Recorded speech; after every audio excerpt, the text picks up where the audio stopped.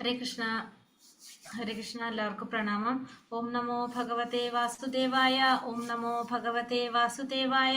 ഓം നമോ ഭഗവതേ വാസുദേവായ. ഓം അജ്ഞാനതിമിരാന്തസ്യ ജ്ഞാനാഞ്ജനാശലാകയ ചക്ഷുരുന്മീലിതം യേന തസ്മൈ ശ്രീ ഗുരവേ നമഃ. നമോ വിഷ്ണുപാദായ കൃഷ്ണപ്രേഷ്ഠായ ഭൂതലേ ശ്രീമതേ ഭക്തിവേദാന്ത സ്വാമിനിധി നാമിനെ. നമസ്തേ സാരസ്വതേ ദേവേ ഗൗരവാണി പ്രചാരിണേ നിർവിശേഷ ശൂന്യവാദി പാശ്ചാത്യദേശതാരിണേ. ജയ ശ്രീ കൃഷ്ണ ചൈതന്യ പ്രഭു നിത്യാനന്ദ ശ്രീ അദ്വൈത ഗദാധര ശ്രീവാസാദി ഗൗരഭക്ത വൃന്ദ. ഹരേ കൃഷ്ണ കൃഷ്ണ കൃഷ്ണ ഹരേ ഹരേ, ഹരേ രാമ രാമ രാമ ഹരേ ഹരേ. ഹരേ കൃഷ്ണ. ശ്രീ ശ്രീ രാധാ ഗോവിന്ദ ടെമ്പിൾ ഇസ്കോൺ മാംഗ്ലൂരിന്റെ ഉപദേശാമൃതം ക്ലാസ്സിലേക്ക് എല്ലാവർക്കും സ്വാഗതം. ഹരേ കൃഷ്ണ. എല്ലാവർക്കും പ്രണാമം. ഹരേ കൃഷ്ണ മാതാജി. ഹരേ കൃഷ്ണ പ്രഭുജി പ്രണാമം. അപ്പൊ നമ്മളിന്ന് ഉപദേശാമൃതം ഒന്നാമത്തെ ഉപദേശം നമ്മൾ പഠിച്ചു. രണ്ടാമത്തെ ഉപദേശത്തിലേക്ക് നമുക്ക് കടക്കണം ഇന്ന്. ഹരേ കൃഷ്ണ. ഇപ്പൊ എത്ര പേരായിട്ടുണ്ട്? 13 പേര് അല്ലെ. അപ്പൊ നമുക്ക് കുറച്ച് കഴിഞ്ഞിട്ട് ക്വസ്റ്റ്യൻസ്, ഒരെണ്ണം കഴിഞ്ഞിട്ട് ക്വസ്റ്റ്യൻസ് നോക്കാം. അല്ലെങ്കിൽ വന്നിട്ടില്ലല്ലോ എല്ലാവരും. ഹരേ കൃഷ്ണ. അപ്പൊ നമ്മൾ ഒന്നാമത്തെ ഉപദേശം എന്താ നമ്മൾ പഠിച്ചത്? ഒന്നാമത്തെ ഉപദേശം പറയാൻ പറ്റുമോ ആർക്കെങ്കിലും? എന്താ ഒന്നാമത്തെ ഉപദേശം? ഹരേ കൃഷ്ണ. ആർക്ക് വേണമെങ്കിലും പറയാം. ഒന്നാമത്തെ ഉപദേശം എന്താ പഠിച്ചത് നമ്മ? എന്താണ് ഒന്നാമത്തെ ഉപദേശം രൂപഗോസ്വാമി തന്നത്? ഉപദേശം ശ്ലോകം ചൊല്ലണോ മാതാജി? ഹരേ കൃഷ്ണ. ശ്ലോകം ചൊല്ലണ്ട, മീനിങ് പറഞ്ഞാൽ മതി മാതാജി. മീനിങ്ങോ? ആരാണ് സംസാരിക്കാൻ? ഹരേ കൃഷ്ണ. ആരാണ് സംസാരിക്കാനുള്ള പ്രേരണ? മനസ്സിന്റെ ചാഞ്ചാട്ടം, കോപം, നാവിന്റെ രുചിയാസക്തി, വയറിന്റെ അമിത ഭക്ഷണവാഞ്ച, ലൈംഗിക പ്രേരണ എന്നീ 6 വേഗങ്ങളെയും നിയന്ത്രിക്കാൻ കഴിയുന്നത് ആ ധീരന് ലോകമെമ്പാടുമുള്ള ആളുകളെ ശിഷ്യരായി സ്വീകരിക്കാൻ യോഗ്യത ഉണ്ടായിരിക്കും. ഹരേ കൃഷ്ണ. ഒരാളും കൂടി പറയാവോ? ഹരേ കൃഷ്ണ. വാചാവേഗം, മനസ്സിന്റെ ആവേഗം, കോപത്തിന്റെ ആവേഗം, നാവിന്റെ ആവേഗം, വയറിന്റെ ആവേഗം, ജനനേന്ദ്രിയത്തിന്റെ ആവേഗം, ഈ 6 ആവേഗങ്ങളെയും നിയന്ത്രിക്കാൻ കഴിയുന്ന സ്ഥിരചിത്തനായ ധീരയായ വ്യക്തിക്ക് ഈ ഭൂമിയിലെ മുഴുവൻ ആളുകളെയും ശിഷ്യന്മാരായി സ്വീകരിക്കാനും അവരെ നയിക്കാനും യോഗ്യതയുണ്ട് ഉണ്ടായിരിക്കും. അതായത് വാക്കിന്റെ ത്വര അല്ലെ, വാചോ വേഗം, മനസാക്രോധ വേഗം, വാക്കിന്റെ ത്വര, മനസ്സിന്റെ ത്വര, കോപത്തിന്റെ ത്വര, പിന്നെ മനസാക്രോധ, ജിഹ്വ, ഉദരം, ഉപസ്ഥം, ജിഹ്വയുടെ ത്വര, ഉദരത്തിന്റെ, ഉപസ്ഥത്തിന്റെ ഈ ത്വരകളെ നിയന്ത്രിക്കാൻ സാധിക്കുന്നവൻ ധീരനാണ്. അവൻ ഈ ഭൂമിയെ മുഴുവൻ ശിഷ്യപ്പെടുത്താനുള്ള യോഗ്യത ഉണ്ടായിരിക്കുമെന്നാണ് നമ്മൾ ഒന്നാമത്തെ ഉപദേശത്തില് രൂപഗോസ്വാമി പറഞ്ഞു തന്നത്. പിന്നെ നമ്മൾ രണ്ടാമത്തെ ഉപദേശത്തിലേക്ക് പോകാം. അത് കഴിഞ്ഞിട്ട് നമുക്ക് ക്വസ്റ്റ്യൻസ് ചോദിക്കാം കേട്ടോ. ഒന്നാമത്തെ നോക്കാനില്ല നമുക്ക്. ഇപ്പൊ രണ്ടാമത്തെ ഉപദേശം ഭക്തിയെ നശിപ്പിക്കുന്ന 6 കാര്യങ്ങൾ, അതിനെ കുറിച്ചാണ് രണ്ടാമത്തെ ഉപദേശത്തിൽ പറയുന്നത്. ശ്രീ ശ്രീ രാധാ ഗോവിന്ദ് കി ജയ്, ശ്രീല പ്രഭുപാദ് കി ജയ്.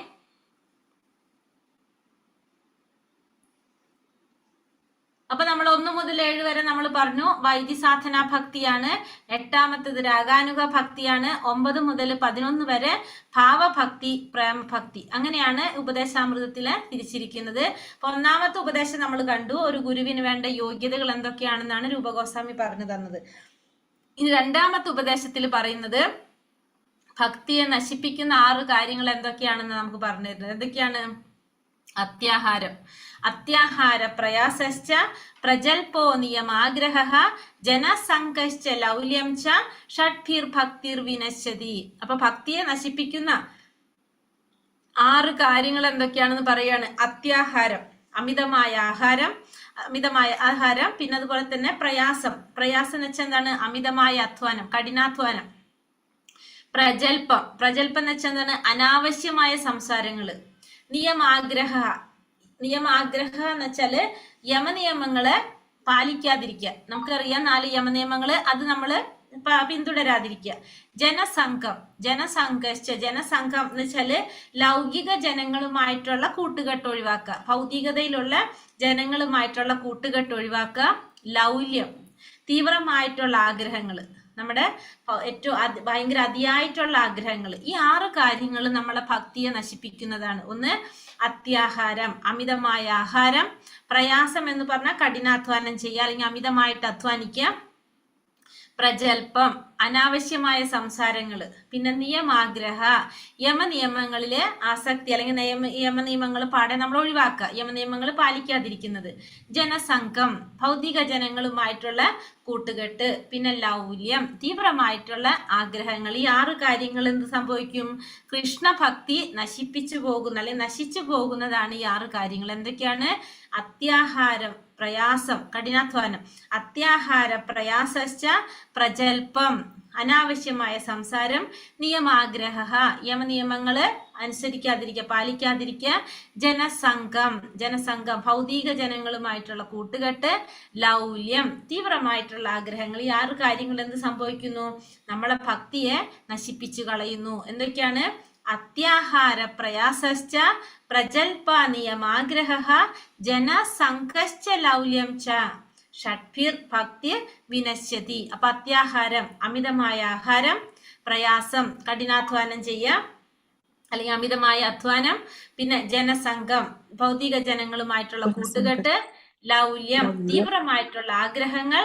ഈ 6 കാര്യങ്ങൾ നമ്മുടെ ഭക്തിയെ നശിപ്പിക്കുന്നു. അപ്പൊ ഒന്നാമത്തെ വരിയിൽ എന്താ പറഞ്ഞത്? ഒന്ന് അമിതമായ ആഹാരവും പിന്നെ അതുപോലെ തന്നെ അമിതമായ അധ്വാനം അല്ലെങ്കിൽ കഠിനാധ്വാനം. രണ്ടാമത്തേല് അനാവശ്യ സംസാരങ്ങളും അതുപോലെ തന്നെ യമനിയമങ്ങൾ പാലിക്കാതിരിക്കുന്നതും. മൂന്നാമത്തെ വരിയിൽ പറഞ്ഞു ഭൗതിക ജനങ്ങളുമായിട്ടുള്ള കൂട്ടുകെട്ടും തീവ്രമായിട്ടുള്ള ആഗ്രഹങ്ങളും. ഈ 6 കാര്യങ്ങള് നമ്മുടെ ഭക്തിയെ നശിപ്പിക്കുന്നു. മനസ്സിലായോ? ഹരേ കൃഷ്ണ. ഹരേ കൃഷ്ണ. മനസ്സിലായി മാതാജി. അപ്പൊ എന്തൊക്കെയാണ് പറഞ്ഞത്? അത്യാഹാരം, പ്രയാസം, പ്രജൽപ്പം, നിയമാഗ്രഹ, ജനസംഘം, ലൗല്യം. ഈ 6 കാര്യങ്ങള് നമ്മുടെ ഭക്തിയെ നശിപ്പിക്കുന്നതാണ്. ഒരാൾ പറയാവോന്ന്? പറയാത്തവര് പറഞ്ഞോളൂ. എല്ലാവർക്കും ചാൻസ് ഉണ്ടാവില്ലേ? അപ്പൊ ഹരേ കൃഷ്ണ. ഹരേ കൃഷ്ണ. അത്യാഹാര പ്രയാസച്ച പ്രജൽപോ നിയമാഗ്രഹ ജനസംഘച്ച ലൗല്യം ച ഷഡ്ബീർ ഭക്തിർ വിനശ്യതി. ഭക്തിയിൽ മുന്നേറുവാൻ ആഗ്രഹിക്കുന്ന ഒരാൾ ഈ 6 തടസ്സങ്ങളെ ഒഴിവാക്കണം. അത്യാഹാരം, പ്രയാസം, പ്രജൽപ്പം, നിയമാഗ്രഹം, ജനസംഘം, ലൗല്യം. കൃഷ്ണഭക്തി വളരണമെങ്കിൽ ജീവിതത്തിൽ ലാളിത്യവും നിയന്ത്രണവും സത്സംഗവും കൃഷ്ണ കേന്ദ്രീയമായ ജീവിതമാണ് ആവശ്യമായത്. ഈ പറഞ്ഞതിൽ മനസ്സിലായത് പറഞ്ഞാൽ മതി, ബുക്ക് വായിച്ച് പറയണ്ട. മാതാജി. ഹരേ കൃഷ്ണ. ഹരേ കൃഷ്ണ. ഹരേ കൃഷ്ണ. വേറെ ആർക്കാ പറയാൻ സാധിക്കുക? ഞാൻ പറയാം. അത്യാഹാര പ്രയാസശ്ച പ്രജൽപോ നിയമാഗ്രഹ ജനസംഘച്ച ലൗല്യം ച ഷഡ്ഭിർ ഭക്തി വിനശ്യതി.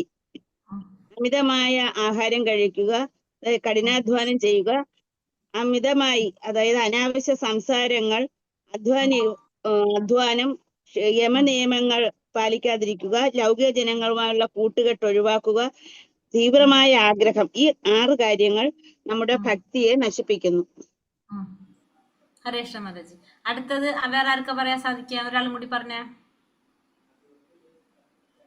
അത്യാഹാര പ്രയാസശ്ച പ്രജൽപോ നിയമാഗ്രഹ ജനസംഘശ്ച ലൗല്യം ച ഷഡ്ഭിർ ഭക്തിർ വിനശ്യതി. ഭക്തിയെ നശിപ്പിക്കുന്ന 6 കാര്യങ്ങളെ കുറിച്ചാണ് പറഞ്ഞിട്ടുള്ളത്. അത്യാഹാരം, അമിതമായ അധ്വാനം, അനാവശ്യ സംസാരം, യമനിയമം പാലിക്കാതിരിക്കുക, ഭൗതിക ജനങ്ങളുമായിട്ടുള്ള കൂട്ടുകെട്ട്, തീവ്രമായ ആഗ്രഹം. ഈ 6 കാര്യങ്ങൾ ഭക്തിയെ നശിപ്പിക്കുന്നതാണ്. അപ്പൊ ഭക്തിയെ നശിപ്പിക്കുന്ന 6 കാര്യങ്ങൾ നമുക്ക് രൂപഗോസ്വാമി പറഞ്ഞത്: ഒന്ന് അമിതമായ ഭക്ഷണം, അമിതമായ അധ്വാനം അല്ലെങ്കിൽ കഠിനാധ്വാനം, അനാവശ്യമായ സംസാരങ്ങള്, യമനിയമങ്ങളിൽ ആസക്തി ഉണ്ടാകുക, യമനിയമങ്ങൾ പാലിക്കാതിരിക്കുക എന്നാണ് അത് പറയുന്നത്. പിന്നെ ഭൗതികമായ ജനങ്ങൾ ലൗകിക ജനങ്ങളുമായിട്ടുള്ള കൂട്ടുകെട്ട്, പിന്നെ ലൗല്യം തീവ്രമായിട്ടുള്ള ആഗ്രഹങ്ങൾ. ഈ 6 കാര്യങ്ങൾ നമ്മുടെ ഭക്തിയെ നശിപ്പിക്കുന്നതാണെന്നാണ് ആര് പറയുന്നത്? രൂപഗോസ്വാമി രണ്ടാമത്തെ ഉപദേശത്തിൽ നമുക്ക് പറഞ്ഞു തരുന്നത്. അപ്പൊ ഈ 6 കാര്യങ്ങളില് അമിതമായി ഏർപ്പെടുന്നവരുടെ ഭക്തി നശിച്ചു പോകും. ആവശ്യത്തിലധികം ഭക്ഷിക്കുക അല്ലെങ്കിൽ ആവശ്യത്തിലധികം സമ്പാദിക്കുക, രണ്ടും പെടും. ആവശ്യത്തിലധികം ഭക്ഷിക്കുന്നതും, അത്യാഹാരം എന്ന് പറയുമ്പോൾ ആവശ്യത്തിലധികം ഭക്ഷിക്കുന്നതും വരുന്നുണ്ട്, ആവശ്യത്തിലധികം സമ്പാദിക്കുന്നതും വരുന്നുണ്ട്. പിന്നെ ദുർലഭങ്ങളായ തുച്ഛ വസ്തുക്കള് ദുർലഭങ്ങളായ തുച്ഛ വസ്തുക്കൾക്ക് വേണ്ടി തുച്ഛ വസ്തുക്കൾക്ക് വേണ്ടി ലഭിക്കുന്നതിന് വേണ്ടി കൂടുതലായിട്ട് അധ്വാനിക്കുക. അമിതമായ കഠിനാധ്വാനം എന്ന് പറഞ്ഞാൽ ദുർലഭങ്ങളായിട്ടുള്ള വസ്തുക്കൾക്ക് വേണ്ടി കൂടുതലായിട്ട് അധ്വാനിക്കുക. പിന്നെ വന്നിട്ട് ഗൗരവമില്ലാത്ത ലൗകിക വിഷയങ്ങളെ കുറിച്ച് ആവശ്യമില്ലാതെ സംസാരിക്കുക. പിന്നെ എന്താണ്, വൈദിക വിധികളെയും നിയന്ത്രണങ്ങളെയും ആത്മീയ പുരോഗതി ലക്ഷ്യമാക്കാതെ ഒഴിവാക്കുവാൻ നിവർത്തിയില്ലല്ലോ എന്ന് തോന്നൽ കൊണ്ട് മാത്രം അനുസരിക്കുക. അതല്ലെങ്കിൽ അതിനെ ഒട്ടും വകവയ്ക്കാതെ നമ്മൾ സ്വേച്ഛാനുസരണം പ്രവർത്തിക്കുക. ഒന്നുകിൽ നമ്മൾ എന്ത് ചെയ്യുക, നിയമങ്ങൾ പാടെ ഒഴിവാക്കുന്നു, അല്ലെങ്കിൽ ഇത് ചെയ്യണമല്ലോ എന്ന് വിചാരിച്ച് നമ്മൾ ചെയ്യുക. അങ്ങനെ പിന്നെന്താണ്, കൃഷ്ണാവബോധത്തിൽ താല്പര്യമില്ലാത്ത വിഷയികളായിട്ടുള്ള ജനങ്ങളുമായിട്ട് കൂട്ടുകൂടുക. സാധാരണ നേട്ടങ്ങൾക്ക് വേണ്ടി അത്യാർത്തി കാണിക്കുക, അതായത് ലൗല്യം. ഈ 6 കാര്യങ്ങള് നമ്മളെ ഭക്തിയെ നശിപ്പിക്കുന്നതായിട്ടാണ് രൂപഗോസ്വാമി പറയുന്നത്. അപ്പൊ നമ്മുടെ ഈ ഭൗതിക ലോകത്തെ ജീവിതം എന്ന് പറഞ്ഞാല് 3 തരത്തിലാണ് ഇവിടെ പറഞ്ഞത്. ഭഗവാന്റെ 3 ശക്തികളാണ്. ഏതൊക്കെയാണ് ഭഗവാന്റെ ശക്തികള്? ഒന്ന് അന്തരംഗ ശക്തി, രണ്ടാമത്തത് തടസ്ഥ ശക്തി, 3 ബഹിരംഗ ശക്തി. അന്തരംഗ ശക്തി എന്ന് പറയുന്നത് ആരാണ്? രാധാറാണിയാണ്. ഭഗവാന്റെ യോഗമായ, അതാണ് എന്ത്, ഭഗവാന്റെ അന്തരംഗ ശക്തിയായിട്ടുള്ള രാധാറാണി, യോഗമായ എന്ന് പറയും. രണ്ടാമത്തത് നമ്മള് ബഹിരംഗ ശക്തി. ബഹിരംഗ ശക്തി എന്ന് പറഞ്ഞ ദുർഗാദേവിയാണ്, മഹാമായ, ഭഗവാന്റെ ബഹിരംഗ ശക്തി. പിന്നെ ഏതാണ്? തടസ്ഥ ശക്തി. തടസ്ഥ ശക്തി എന്ന് പറഞ്ഞാൽ ആരാണ്? ജീവാത്മാക്കളെയാണ് തടസ്ഥ ശക്തി എന്ന് പറയുന്നത്. തടസ്ഥ ശക്തി സെന്ററിലാണ് വരുന്നത്. 2 തടസ്ഥ ശക്തി എന്ന് പറയാൻ കാരണം, ഈ ജീവാത്മാക്കൾക്ക് അന്തരംഗ ശക്തിയിലേക്കും പോകാൻ സാധിക്കും, ബഹിരംഗ ശക്തിയിലേക്കും പോകാൻ സാധിക്കും. അതുകൊണ്ടാണ് ജീവാത്മാക്കൾ എന്ന് പറയുന്നത് ഇവിടെ തടസ്ഥ ശക്തി എന്ന് പറയുന്നത്. അപ്പൊ ജീവാത്മാക്കള് ഭക്തിയുടെ സേവനം, ഭക്തരായി കഴിഞ്ഞാൽ അവരാരായി? അന്തരംഗ ശക്തിയുടെ നിയന്ത്രണത്തിലായി, മഹാത്മാക്കളായി അവര്. നേരെ മറിച്ച് ഭഗവാനെ കുറിച്ച് അറിയുന്നില്ല, ഇതൊന്നും ചെയ്യുന്നില്ലെങ്കിൽ അവരാരായി? ദുരാത്മാക്കളായി, അതായത് ഭക്തി ഇല്ലാത്തവരായി, ബഹിരംഗ ശക്തിയുടെ നിയന്ത്രണത്തിലായി. അപ്പോ തടസ്സ ശക്തികള് അന്തരംഗ ശക്തിയുടെ നിയന്ത്രണത്തിലാകുമ്പോൾ അവർ മഹാത്മാക്കൾ അല്ലെങ്കിൽ ശുദ്ധ ഭക്തന്മാരാണ്. അവർ വിശാല ഹൃദയരായിരിക്കും. പരമദിവ്യോത്തമ പുരുഷനായ ഭഗവാന്റെ ഇന്ദ്രിയങ്ങളെ സന്തോഷിപ്പിക്കാനായിട്ട് പ്രവർത്തിച്ചു കൊണ്ടിരിക്കുന്നവരാണ് ആര്? ഭഗവാന്റെ അന്തരംഗ ശക്തിയുടെ നിയന്ത്രണത്തിലുള്ള മഹാത്മാക്കള്. ബഹിരംഗ ശക്തിയുടെ നിയന്ത്രണത്തിലുള്ള ദുരാത്മാക്കളാണെങ്കിലോ സങ്കുചിത ഹൃദയരാണ്. സ്വന്തമോ മറ്റുള്ളവരുടെയോ ഇന്ദ്രിയങ്ങളെ സന്തോഷിപ്പിക്കാൻ ശ്രമിച്ചു കൊണ്ടിരിക്കുന്നവരാണ് ആര്? ബഹിരംഗ ശക്തിയുടെ നിയന്ത്രണത്തിലുള്ള ദുരാത്മാ. അതായത് ഈ ഭൗതിക ലോകത്തിലുള്ളവര് ദുരാത്മാക്കള്. ആത്മീയ ലോകത്തിലേക്ക് പോകുമ്പോൾ അവർ ആരായിട്ട് മാറി? അവര് മഹാത്മാക്കളായിട്ട് മാറി. 3 തരത്തിലുള്ള ക്ലേശങ്ങൾ നമ്മൾ ഈ ഭൗതിക ലോകത്ത് അനുഭവിക്കേണ്ടതായിട്ട് വരും. അപ്പൊ എന്തൊക്കെയാണ് അത്? ആദി ഭൗതികം, ആദി ദൈവികം, ആധ്യാത്മികം. ആദി ദൈവികം എന്ന് പറഞ്ഞാല് നമ്മൾ പഠിച്ചതാണ് അല്ലെ. അത് ആദി ദൈവികം എന്ന് പറയുന്നത് വരൾച്ച, ഭൂകമ്പം, കൊടുങ്കാറ്റ്, ഇങ്ങനെ ദേവന്മാര് മുഖാന്തരം ഉണ്ടാകുന്ന ക്ലേശങ്ങളെ ആദി ദൈവികം എന്ന് പറയും. പിന്നെ കൃമികീടാദികൾ മൂലം, വൈരികൾ മൂലം, അല്ലെങ്കിൽ നമ്മുടെ ശത്രുക്കൾ മൂലം ഉണ്ടാകുന്ന ക്ലേശങ്ങളെ നമ്മൾ ആദി ഭൗതികം എന്ന് പറയും. നമ്മുടെ മനസ്സുകൊണ്ടോ ശരീരം കൊണ്ടോ ഒക്കെ നമുക്ക് ഉണ്ടാകുന്ന ക്ലേശങ്ങളെ, അതായത് അസുഖങ്ങളൊക്കെ ആധ്യാത്മികം എന്ന് പറയും. ഈ 3 തരത്തിലുള്ള ക്ലേശങ്ങൾ നമ്മൾ എവിടെ അനുഭവിക്കുന്നു? ഈ ഭൗതിക പ്രപഞ്ചത്തിൽ അനുഭവിക്കുന്ന ക്ലേശങ്ങളാണ് ആദി ദൈവികവും ആദി ഭൗതികവും ആധ്യാത്മികവും. ഈ 3 തരത്തിലുള്ള ക്ലേശങ്ങൾ നമ്മൾ അനുഭവിക്കേണ്ടതായിട്ട് വരും. ഭഗവാൻ ഭഗവത്ഗീതയിൽ പറയുന്നുണ്ട്, ദൈവീ ഹേഷ്യ ഗുണമയീ മമ മായാ ദുരത്യയ മാമേവായേ പ്രഭത്യന്തേ മായാ മേധാം തരന്തിതേ. 3 പ്രകൃതി ഗുണങ്ങൾ അടങ്ങിയ എന്റെ ദിവ്യശക്തി അതിജീവിക്കുക എളുപ്പമല്ല, എന്നാൽ എനിക്കായി സ്വയം സമർപ്പിക്കുന്നവർക്ക് അത് നിഷ്പ്രയാസം സാധിക്കും. അപ്പൊ ഭഗവാന്റെ 3 പ്രകൃതിയുടെ ഗുണങ്ങൾ അടങ്ങിയിട്ടുള്ള ഭഗവാന്റെ ദിവ്യശക്തിയെ അതിനെ അതിജീവിക്കാന്ന് പറഞ്ഞാൽ അത്ര എളുപ്പത്തിൽ സാധിക്കില്ല. എങ്ങനെയുള്ളവർക്ക് സാധിക്കുള്ളൂ? ഭഗവാന് വേണ്ടിയിട്ട് സ്വയം സമർപ്പിച്ചവർക്ക് ഈ 3 ഗുണങ്ങളെ മറികടക്കാൻ സാധിക്കുള്ളൂ എന്നുള്ളതാണ് ഇവിടെ ഭഗവാൻ പറയുന്നത്. ഇനി ആ ഓരോന്നായിട്ട് പറയാണ്. അപ്പൊ ഫസ്റ്റത്തെ എന്താണ്? അത്യാഹാരം.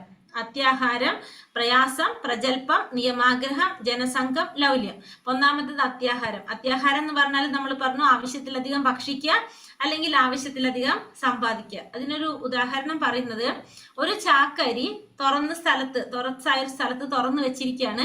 പക്ഷികൾ എന്ത് ചെയ്യും? ആ ചാക്കരിയുടെ അടുത്ത് പോയിട്ട് അത് കൊത്തിയിട്ട് അതിന് വേണ്ടത് കൊത്തി തിന്നു പോകും. ഇപ്പൊ പക്ഷികളായാലും മൃഗങ്ങളായാലും എല്ലാതും എന്താ ചെയ്യാം? അവർക്ക് വേണ്ടത് കൊത്തി കഴിച്ച് അല്ലെങ്കിൽ അവരത് കഴിച്ചിട്ട് അവര് പോകും, എല്ലാ മൃഗങ്ങളും.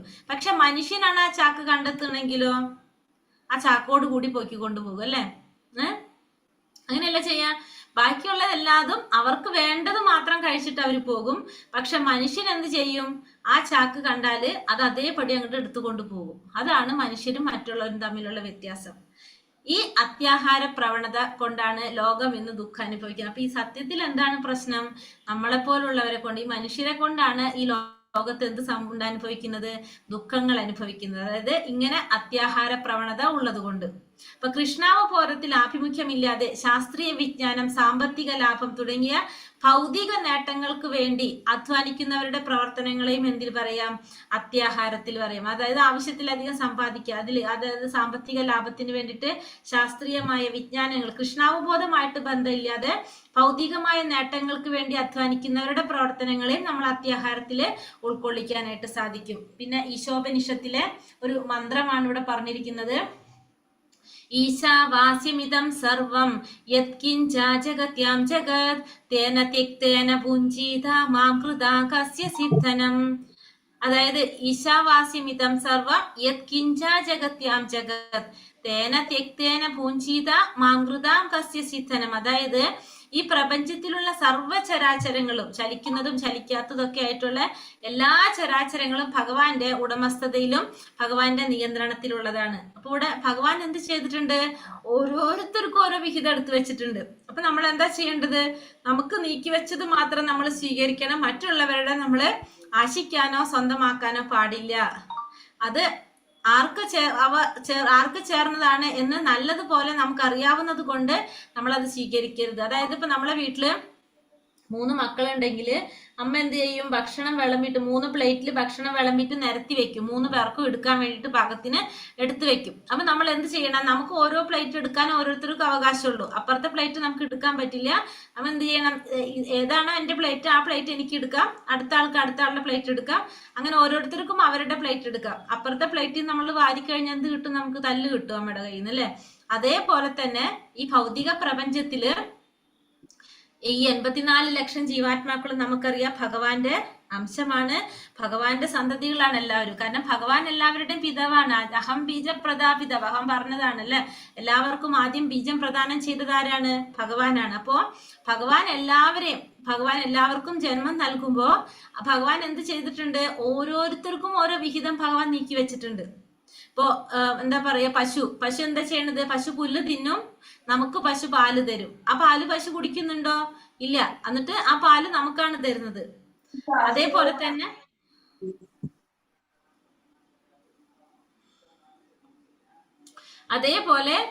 പിന്നെന്താണ്? ഇപ്പോ പക്ഷികള് അല്ലെങ്കിൽ മൃഗങ്ങള്, സിംഹം എന്താണ്? മാംസം കഴിക്കും.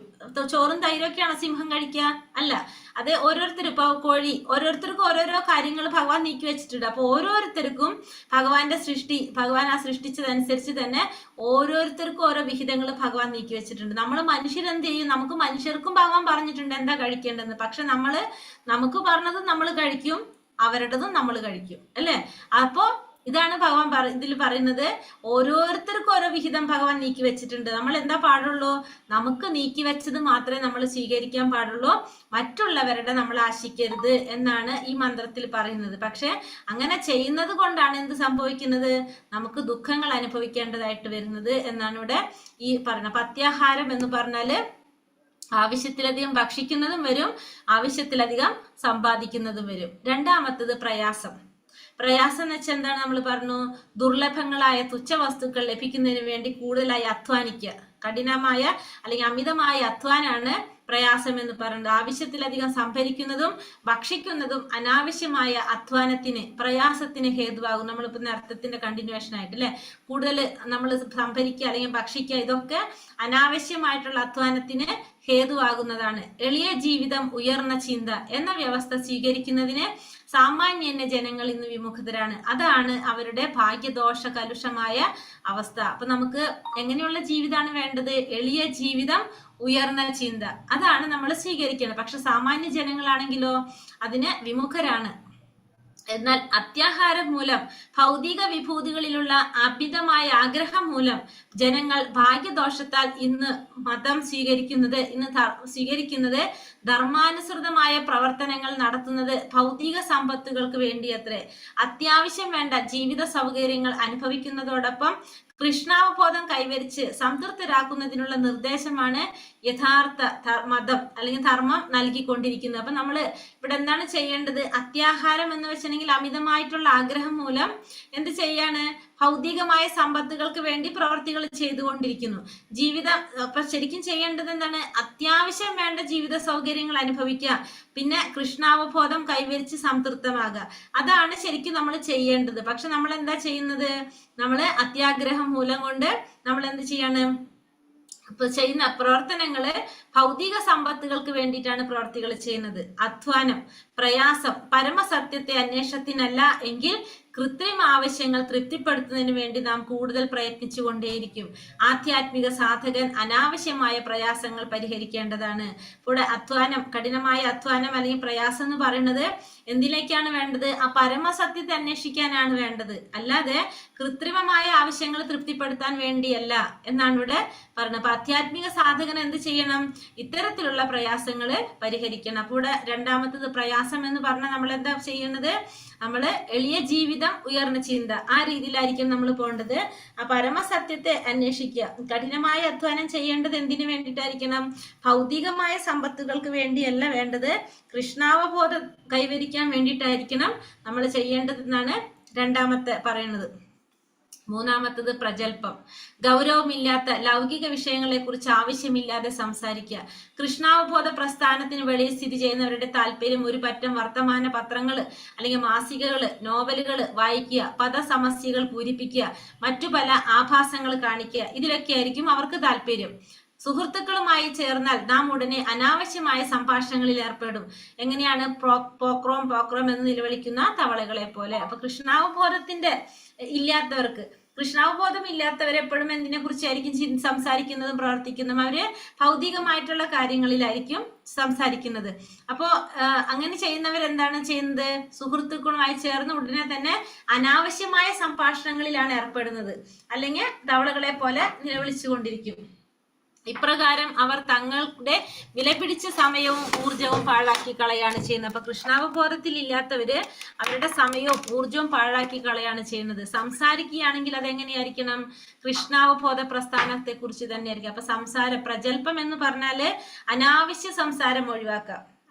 നമ്മള് പറഞ്ഞില്ലേ മൗനം നമ്മൾ പഠിച്ചില്ലേ? ഒന്നാമത്തെ മൗനം എന്ന് പറഞ്ഞാൽ എന്തായിരിക്കണം? ഫുള്ള് മൗനിയായിട്ടിരിക്കാൻ എന്നല്ല അതിൽ അർത്ഥാക്കുന്നത് എന്താണ്? ഭഗവാനെ കുറിച്ച് പറയുമ്പോൾ വാചാലനായിരിക്കണം എന്ന് പറഞ്ഞു നമ്മള്. അതേപോലെ തന്നെ ഇവിടെ പ്രജൽപ്പം എന്ന് പറഞ്ഞാൽ എന്താണ്? അനാവശ്യമായ സംസാരം ഒഴിവാക്കുക.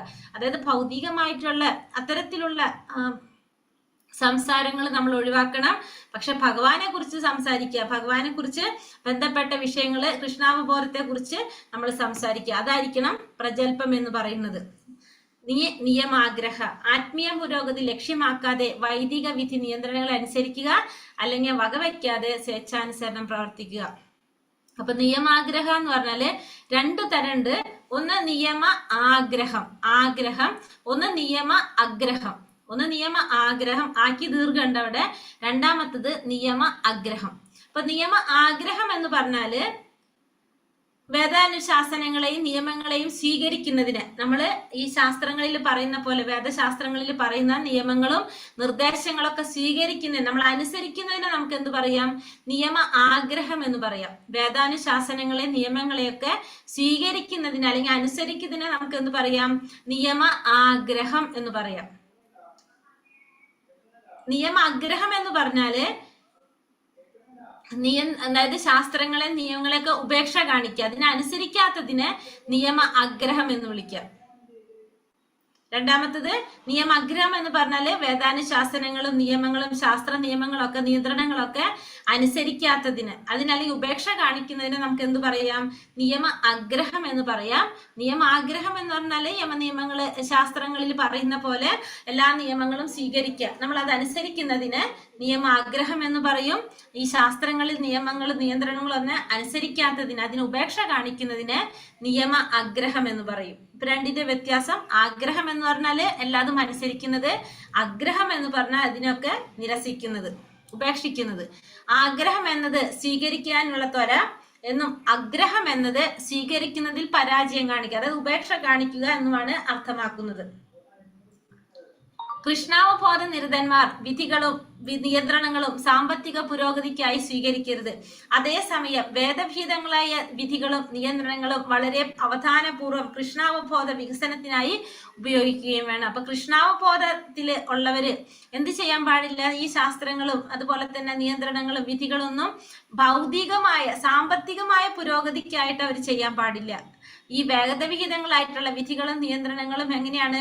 കൃഷ്ണാവബോധത്തിന്റെ വികസനത്തിനായിട്ടായിരിക്കണം ആരുപയോഗിക്കേണ്ടത്? ഭക്തന്മാര് ഉപയോഗിക്കേണ്ടത്. അവിഹിതമായ ലൈംഗിക വീഴ്ച, മാംസഭോജനം, ചൂതാട്ടം, മദ്യപാനം എന്നീ ദോഷങ്ങളിൽ നിന്ന് പൂർണ്ണമായും കർശനമായും ഒഴിഞ്ഞു മാറി നിന്നുകൊണ്ട് ശാസ്ത്രവിധികൾ അവർ അനുസരിക്കേണ്ടതാണ്. അപ്പോൾ ഭക്തന്മാർ എന്ത് ചെയ്യണം? ഈ 4 നിയമങ്ങള്, യമനിയമങ്ങള് പാലിച്ചുകൊണ്ട് പൂർണ്ണമായിട്ടും അത്തരത്തിലുള്ള ദോഷങ്ങളിൽ നിന്ന് ഒഴിഞ്ഞു മാറുക, അല്ലെങ്കിൽ അത് പാലിച്ചുകൊണ്ട് ശാസ്ത്രവിധികൾ അനുസരിക്കേണ്ടവരാണ് ആര്? എല്ലാവരും ഭക്തന്മാര് ആവണമെങ്കിൽ നമ്മൾ അങ്ങനെ ചെയ്യണം. അല്ലെങ്കിൽ നമുക്ക് അതെന്താണ്? നമ്മളെ ഭക്തി നശിച്ചു പോകുന്നു എന്നാണ് ഇവിടെ പറയുന്നത്. അതാണ് നിയമാഗ്രഹം. ഇനി അടുത്തത് ജനസംഘം. ജനസംഘം എന്ന് പറഞ്ഞാല് നരോത്തമ ഠാക്കൂർ ഉപദേശിക്കുന്നത് കൃഷ്ണാവബോധ ഭക്തന്മാരുമായി മാത്രം സംസർഗത്തിൽ ഏർപ്പെടാനാണ്. ഭഗവത് ഭക്തന്മാരോടൊന്നിച്ച് ഭഗവത് സേവനം നിർവഹിക്കണം. അതായത് നമ്മൾ എന്ത് വേണം? എപ്പോഴും ഭക്തന്മാരുമായിട്ടായിരിക്കണം എപ്പോഴും നമ്മൾ സംസർഗത്തിൽ ഏർപ്പെടേണ്ടത്. ഭഗവാൻ ഭക്തന്മാരോടൊന്നിച്ചായിരിക്കണം ഭഗവത് സേവനം ചെയ്യേണ്ടത് എന്നാണ് ആര് പറയുന്നത്? നരോത്തമദാസ ഠാക്കൂർ പറയുന്നത്. വൈഷ്ണവ ഭക്തന്മാരെ നിന്ദിക്കുന്ന മായാവാദികളോടുള്ള സംസർഗം ഉപേക്ഷിക്കുക. വൈഷ്ണവരെ നിന്ദിക്കുന്ന മായാവാദികൾ, ഭക്തന്മാരെ നിന്ദിക്കുന്നവരായിട്ട് നമ്മൾ സംസർഗം പാടില്ല. പിന്നെ സമാന വ്യാപാരത്തിൽ ഏർപ്പെട്ട് കഴിയുന്നവരോട് ചേർന്ന് പ്രവർത്തിക്കുന്നത് പുരോഗതിയെ സഹായിക്കുക. എന്ത് വേണം? ഒരേപോലെ, അതായത് ഭക്തന്മാര് സമാന വ്യാപാരം, അതായത് ഭക്തന്മാരുമായിട്ടായിരിക്കണം നമ്മൾ എപ്പോഴും എന്ത് ചെയ്യേണ്ടത്? കൂടിക്കലരേണ്ടത്. അവരുമായിട്ടായിരിക്കണം ചേർന്ന് പ്രവർത്തിക്കേണ്ടത്. ഭഗവാനെ വിസ്മരിക്കാത്ത ഭക്തജനങ്ങൾക്ക് സത്സംഗത്തിനുള്ള അവസരം നൽകുന്നതിനായിട്ടാണ് ഈ കൃഷ്ണാവബോധ സമിതി സ്ഥാപിച്ചത് തന്നെ. അപ്പൊ കൃഷ്ണാവബോധ സമിതി സ്ഥാപിച്ചതിന്റെ മെയിൻ ആയിട്ടുള്ള ഉദ്ദേശം എന്താണ്? ഭഗവാനെ വിസ്മരിക്കാത്തവര്, ഭഗവാൻ എപ്പോഴും ഓർത്തുകൊണ്ടിരിക്കുന്ന ഭക്തജനങ്ങൾക്ക് വേണ്ടിയിട്ടാണ് അതിനൊരു അവസരം ഉണ്ടാക്കുക, സത്സംഗത്തിനുള്ള അവസരം ഉണ്ടാക്കാൻ വേണ്ടിയിട്ടാണ് കൃഷ്ണാവബോധ സമിതി സ്ഥാപിച്ചത് തന്നെ. നമ്മൾ ഭഗവത്ഗീതയിൽ പഠിക്കുന്നുണ്ട് അല്ലെ? എന്താണ്? മച്ചിത്ത മത്കഥ പ്രാണ ബോധയന്ത പരസ്പരം കഥയന്തശ്ച മാം നിത്യം തുഷ്യന്തിച്ച രമന്തിച്ച. ഭക്തന്മാര് തമ്മിൽ കാണുമ്പോ ഭഗവാനെ കുറിച്ച്, ഭഗവാന്റെ നാമരൂപ ഗുണലീലകളെ കുറിച്ച് എപ്പോഴും പരസ്പരം പറഞ്ഞുകൊണ്ടിരിക്കുമ്പോൾ അവർക്ക് എന്താണ്? അവർക്ക് ആനന്ദം അനുഭവിക്കാൻ സാധിക്കുന്നു. അപ്പൊ അതിനാണ് എന്ത് സ്ഥാപിച്ചത്? കൃഷ്ണാവബോധ സമിതി സ്ഥാപിച്ചത് തന്നെ. ഇനി അടുത്തത് ലൗല്യം. സാധാരണ നേട്ടങ്ങൾക്ക് വേണ്ടി അത്യാർത്തി കാണിക്കുക, യോഗം പരിശീലിച്ച് പൂർണ്ണതയിലെത്തിച്ച് ബ്രഹ്മത്തിൽ അലിഞ്ഞു ചേർന്ന് മനസ്സിനെ വികസിപ്പിക്കാനുള്ള ആഗ്രഹം, യോഗ പരിശീലനം വഴി അത്ഭുതകരങ്ങളായ ഭൗതിക സിദ്ധികൾ ഉളവാക്കാനുള്ള ആഗ്രഹം ലൗല്യം. അപ്പൊ ലൗല്യം അമിതമായിട്ടുള്ള അല്ലെങ്കിൽ അത്യാഗ്രഹം, അമിതമായ ആഗ്രഹം. അത് 2 തരത്തിൽ പറയണത്. ലൗല്യം എന്ന് പറയുന്നത് ഒന്ന് ബ്രഹ്മത്തിൽ അലിഞ്ഞു ചേർന്ന് മനസ്സിനെ വികസിപ്പിക്കാനുള്ള ആഗ്രഹം, അതായത് യോഗം പരിശീലിച്ച് നമുക്കറിയാലേ ഭഗവാന്റെ ആ ബ്രഹ്മരൂപത്തിൽ ലയിക്കുക, ബ്രഹ്മഭാവത്തിൽ ലയിക്കുന്നതും. രണ്ടാമത്തത് യോഗ പരിശീലനത്തിലൂടെ നമുക്ക് എന്ത് സാധിക്കും? പല ഭൗതികമായിട്ടുള്ള സിദ്ധികളൊക്കെ നേടാൻ പറ്റും. അങ്ങനെ ആ ഭൗതിക സിദ്ധികൾ നേടാനുള്ള ആഗ്രഹം, ഇത് രണ്ടും എന്താണ്? ലൗല്യമാണ്. ഒന്നാമത്തത് പരമസത്യത്തിന്റെ ആ ബ്രഹ്മഭാവത്തിൽ ലയിക്കാനുള്ള ആഗ്രഹവും ലൗല്യത്തിൽ വരുന്നതാണ്. അതിയായ അല്ലെങ്കിൽ എന്താണ് പറയുന്നത്? തീവ്രമായിട്ടുള്ള ആഗ്രഹമാണ്. രണ്ടാമത്തത് എന്താണ് പറഞ്ഞത്? ലൗല്യം എന്ന് പറഞ്ഞാൽ യോഗ പരിശീലനത്തിലൂടെ എന്ത് നേടാം? യോഗ പരിശീലനം ചെയ്യുമ്പോൾ നമുക്ക് കുറെ സിദ്ധികൾ വരും. അണിമ, ലഹിമ, മഹിമ എന്നൊക്കെ പറഞ്ഞിട്ട് അഷ്ടസിദ്ധികളെ പോലെ കുറെ സിദ്ധികൾ വരും. അപ്പൊ ഈ സിദ്ധികൾക്ക് വേണ്ടിയിട്ട് നമുക്ക് ആഗ്രഹം ഉണ്ടെങ്കിൽ അതും എന്താണ്? ലൗല്യത്തിൽ വരും. ലൗല്യം എന്ന് പറയുമ്പോൾ രണ്ട് കാര്യങ്ങൾ, ഒന്ന് ബ്രഹ്മത്തിൽ അലിഞ്ഞു ചേരാനുള്ള ആഗ്രഹവും പിന്നെ സിദ്ധികൾ നേടാനുള്ള ആഗ്രഹം, അത് രണ്ടും ലൗല്യത്തിൽ വരുന്നത്. ചൈതന്യ ചരിതാമൃതം മധ്യലീല 8:70 പറയുന്നത് കൃഷ്ണ ഭക്തി രസാഭാവിത മതിഹി ക്രിയതാം യദി കൂതോപി ലഭ്യത്തെ തത്ര ലൗല്യമപി മൂല്യമേകലം ജന്മകോടി സുഖൈതർന ലഭ്യത്തെ. അതായത് കൃഷ്ണാവബോധ രസം നിറഞ്ഞ പരിശുദ്ധ ഭക്തിയുടെ സേവനം നേടുവാൻ ജന്മകോടികളിൽ ചേർത്ത് കിട്ടിയ പുണ്യഫലം കൊണ്ട് പോലും സാധിക്കില്ല. അപ്പൊ കൃഷ്ണാവബോധത്തിന്റെ ആ രസം നിറഞ്ഞ ആ പരിശുദ്ധമായിട്ടുള്ള ഭക്തിയുടെ സേവനം നേടാനായിട്ട് ജന്മകോടികൾ കൊണ്ട് ചേർത്ത് കിട്ടിയ പുണ്യഫലം കൊണ്ട് പോലും സാധിക്കില്ല എന്നാ പറയണത്. അത് സ്വന്തമാക്കാൻ നൽകേണ്ട വില ഒന്നേ ഒന്ന്. എന്താണ് പറയണത്? അദമ്യമായ അഭിവാഞ്ച ആഗ്രഹമാണ് നമുക്ക് വേണ്ടത്. കൃഷ്ണാവ് പരിശുദ്ധ ഭക്തിയുടെ സേവനം ചെയ്യാൻ നമുക്ക് വേണ്ടത് എന്താണ്? നമ്മളെ ആഗ്രഹമാണ് നമുക്ക് വേണ്ടത്. എവിടെയെങ്കിലും അത് ലഭ്യമാണെങ്കിൽ ഉടനെ വില കൊടുത്ത് വാങ്ങാൻ. അപ്പൊ അത് എവിടെയെങ്കിലും കിട്ടുന്നുണ്ടെങ്കിൽ അത് വില കൊടുത്ത് വാങ്ങുവാനാണ് പറയുന്നത്. അപ്പൊ ഇവിടെ എന്താ പറഞ്ഞു വരുന്നത്? നമുക്ക് എന്താ വേണ്ടത്? ആഗ്രഹം, കൃഷ്ണാവബോധം, ഭക്തിയുടെ സേവനം ചെയ്യാനുള്ള ആഗ്രഹമാണ് നമുക്ക് ഉണ്ടാവേണ്ടത്. അപ്പൊ നമ്മളെ ആഗ്രഹങ്ങൾ, അമിതമായ ആഗ്രഹം അല്ലെങ്കിൽ തീവ്രമായിട്ടുള്ള ആഗ്രഹം എന്തിനോടായിരിക്കണം? ഭക്തിയുടെ സേവനത്തിനോടായിരിക്കണം എന്നാണ് ഇവിടെ പറയുന്നത്. ഹരേ കൃഷ്ണ കൃഷ്ണ കൃഷ്ണ ഹരേ ഹരേ, ഹരേ രാമ രാമ രാമ ഹരേ ഹരേ ഹരേ. അപ്പൊ ഇവിടെ നമുക്ക് മെയിൻ ആയിട്ട് പറഞ്ഞത് എന്താ പറഞ്ഞത്? രണ്ടാമത്തെ ഉപദേശത്തില് ഭക്തിയെ നശിപ്പിച്ചു കളയുന്ന 6 കാര്യങ്ങളെ കുറിച്ചാണ് നമ്മൾ പറഞ്ഞത്. എന്തൊക്കെയാണ്? അമിതമായ ഭക്ഷണം, അമിതമായ അധ്വാനം, പ്രജൽപ്പം, അനാവശ്യമായ സംസാരം, നിയമാഗ്രഹ, യമനിയമങ്ങളില് ആസക്തി ഉണ്ടാകുന്നത്, അല്ലെങ്കിൽ അത് ഒഴിവാക്കുക, 2 തരത്തിലും പറയാം.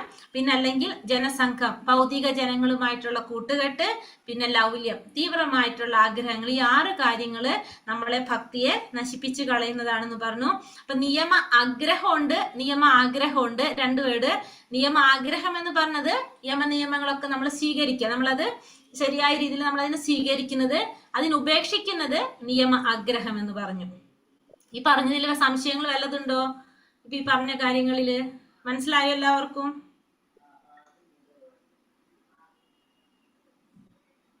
ഹരേ കൃഷ്ണ. മനസ്സിലായി.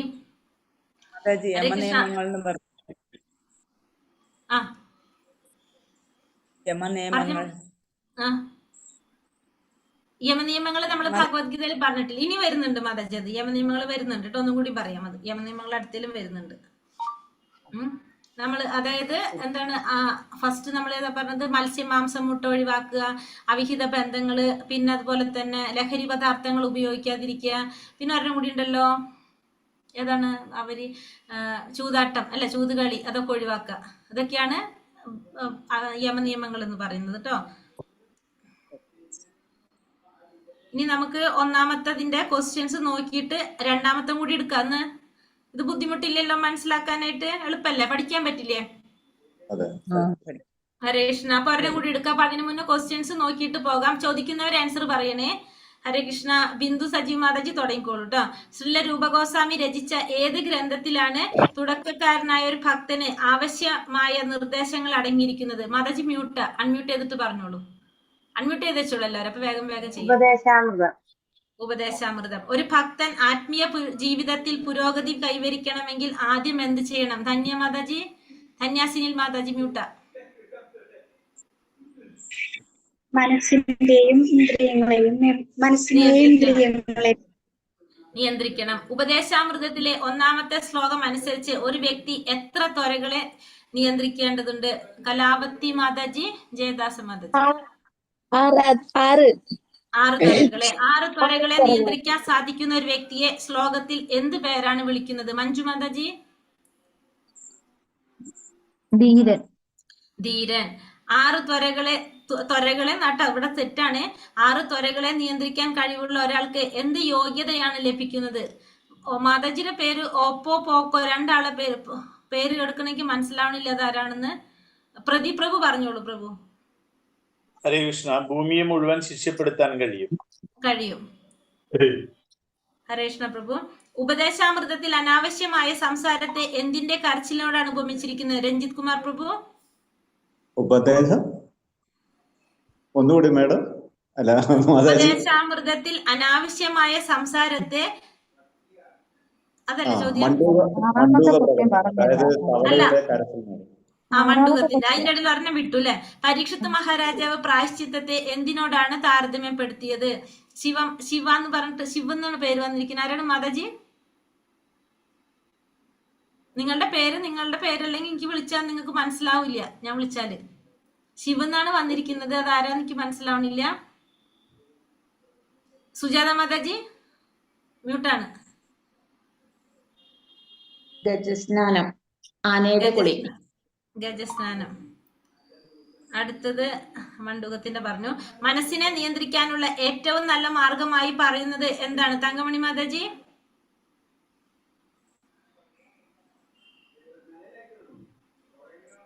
Mute Mataji, mute.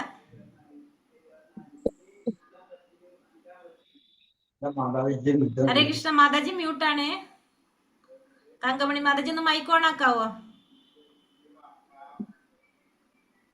പ്രസീല മാതാജി പറഞ്ഞോളൂ മാതാജി. ഒന്ന് ഇതിനെ എങ്ങനെ സേവിക്കാം എന്ന് എപ്പോഴും ചിന്തിക്കുക. അതല്ലേ മാതാജി? ചോദ്യം എന്തായിരുന്നു? മനസ്സിനെ നിയന്ത്രിക്കാനുള്ള ഏറ്റവും മാർഗം. അതെ, ഓക്കെ. ദുർബലമായ മനസ്സിന്റെ 2 തരം ക്ഷോഭങ്ങൾ ഏതൊക്കെയാണ്? സുമ മാതാജി.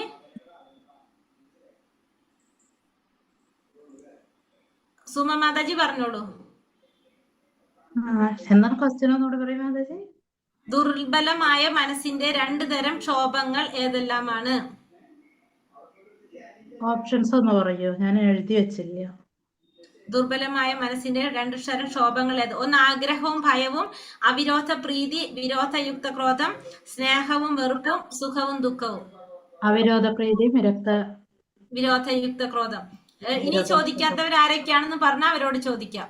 പേര് അറിയാത്തത് കൊണ്ടാണ്. പിന്നെ വീഡിയോ ഓൺ ആക്കാത്തവർ അവിടെ ഉണ്ടോന്ന് അറിയാത്തോണ്ട് ചോദിച്ചിട്ടില്ല. അല്ലെങ്കിൽ നമ്മൾ വീണ്ടും റിപ്പീറ്റ് ചെയ്തുകൊണ്ടിരിക്കും. വീഡിയോ ഓൺ ആക്കിയിട്ടുണ്ട് മാതാജി. ഹരേ കൃഷ്ണ. മാതാജിനെ നേരത്തെ വിളിച്ചു. മാതാജിയുടെ പേര് ഞാൻ പറഞ്ഞിട്ട് മാതാജിക്ക് മനസ്സിലാവണില്ല. ശിവ് എന്നാണ് അവിടെ വന്നിരിക്കുന്നത്. വിജയ നിർമ്മല. ആ പേര് മാറ്റിയിടണം കേട്ടോ മാതാജി, അല്ലെങ്കിൽ അറിയില്ലല്ലോ. ഹരേ കൃഷ്ണ. ഹരേ കൃഷ്ണ. ക്രോധത്തെ ഭഗവത് സേവനത്തിനായി ഉപയോഗിച്ചതിന് വിരോധയുക്ത ക്രോധം ഉണ്ടാകുന്നത് എപ്പോഴാണ്?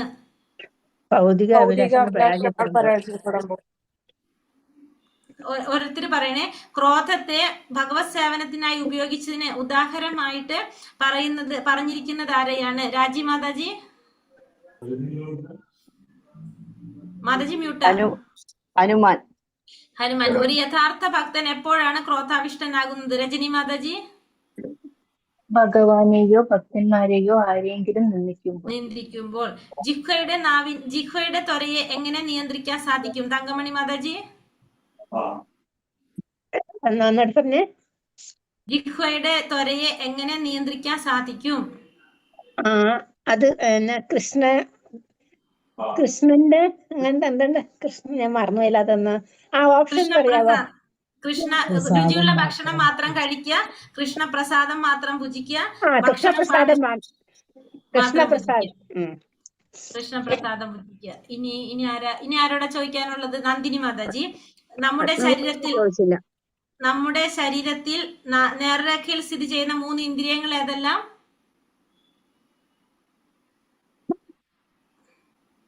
ഹരേ കൃഷ്ണ. നിങ്ങൾ ക്വസ്റ്റ്യൻ ഒന്നും നോക്കിയിട്ടില്ലേ? ഹരേ കൃഷ്ണ. നന്ദിനി മാതാജി പറഞ്ഞോളൂ.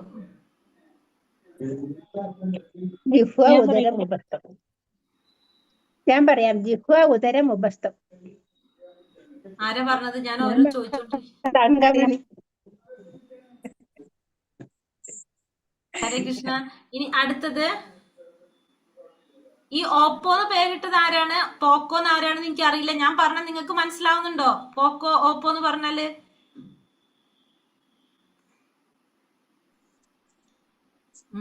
പേര് നമ്മുടെ ഫ്രണ്ടിൽ പേര് വരണം. മാതാജി ഷീബ എന്ന് പറഞ്ഞിട്ട് കാര്യമില്ല, അവിടെ എഴുതിയിടണം മാതാജി കേട്ടോ. ജിഹ്വയെ പറഞ്ഞോളൂ. അടുത്ത ആൻസർ പറഞ്ഞോളൂ. ജിഹ്വയെ നിയന്ത്രിച്ചാൽ മറ്റേത് ഇന്ദ്രിയങ്ങളെ തന്നെ നിയന്ത്രിക്കാൻ സാധിക്കും? പറഞ്ഞോളൂ. ഉദരത്തിന്റെയും ജനേന്ദ്രിയത്തിന്റെയും നിയന്ത്രിക്കാൻ സാധിക്കും. ഉദരത്തിന്റെ ത്വരയെ നിയന്ത്രിക്കാൻ ഏത് മാർഗമാണ് ഉപദേശാമൃത്തിൽ നിർദ്ദേശിക്കുന്നത്? നന്ദിനി മാതാജി പറഞ്ഞോളൂ. നേരത്തെ പറഞ്ഞില്ലല്ലോ. ഏകാദശിയും ജന്മാഷ്ടമിയും പോലുള്ള ദിവസങ്ങളിൽ ഉപവസിക്കുക. യഥാർത്ഥ പ്രായശ്ചിത്തം എന്ന് പറയുന്നത് എന്താണ്? ഇനി ആരോടാ ചോദിക്കാത്തത്? ഇനി ചോദിക്കാത്ത ആരെങ്കിലും ഉണ്ടോ?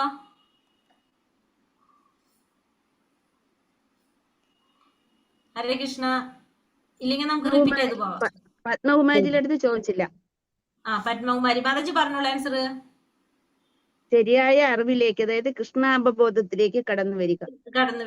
അടുത്തത് രാജി ഹരി മാതാജി പറഞ്ഞോളൂ. കൃഷ്ണൻ സൂര്യനെ പോലെയാണെന്നും മായ അന്ധകാരം പോലെയാണെന്നും പറയുന്നതിന്റെ അർത്ഥം എന്താണ്? മാതാജി മ്യൂട്ടാണ്. മാതാജി ഒന്ന് അൺമ്യൂട്ട് ചെയ്യാവോ? സൂര്യനുള്ളിടത്ത് അന്ധകാരമില്ലാത്തതുപോലെ ഭഗവാൻ ഉള്ളിടത്ത് മായയില്ല. മായ ഉണ്ടാവില്ല. ഓക്കെ, ഹരേ കൃഷ്ണ. ഇനി അടുത്തത് ഭക്തിയുടെ പരമോന്നത അവസ്ഥ ഏതാണ്? ഇനി ആരാ ചോദിക്കാൻ? ആരെങ്കിലും ബാക്കിയുണ്ടോ? ഇല്ലെങ്കിൽ തുടങ്ങാം. രണ്ടാമത് ബിന്ദു മാതാജി പറഞ്ഞോളൂ. ഭക്തിയുടെ പരമോന്നത അവസ്ഥ.